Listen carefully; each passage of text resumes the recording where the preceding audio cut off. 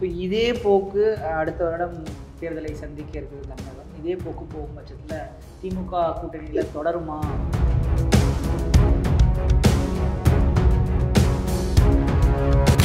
தமிழ்நாட்டில் உழைப்பாளி மக்களுக்கு எதிரான பல நடவடிக்கைகள் ஏற்கனவே நான் சொன்ன மாதிரி வருகிற போது திமுக அரசாங்கத்தை எதிர்க்க வேண்டிய கட்டாயத்துக்கு நாங்கள் உள்ளாகிறோம். கூட்டணி ஒரு குறிப்பிட்ட ஆட்சியை தோற்கடிக்கணும், ஒரு புதிய அரசாங்கம் வரணும், அந்த முறையில் தான் அந்த கூட்டணி. அது ஒன்றும் கொள்கை கூட்டணிலாம் நீங்கள் அவர் சொல்லிட்டு இருக்கிற மாதிரிலாம் நான் இது பண்ணல.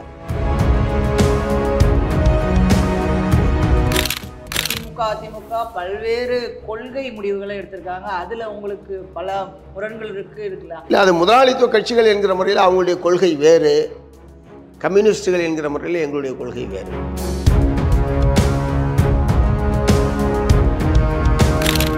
கவர்னர் வர்றதே வெளிநடப்புக்காக தான் வர்றாரு.